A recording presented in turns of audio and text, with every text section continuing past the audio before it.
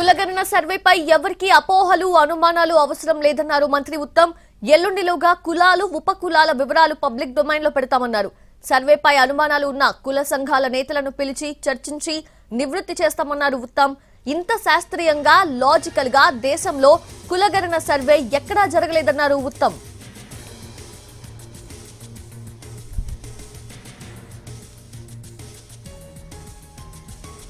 కులగణన సర్వేపై ఎవరికి అపోహలు అనుమానాలు అవసరం లేదు అన్నారు మంత్రి ఉత్తమ్.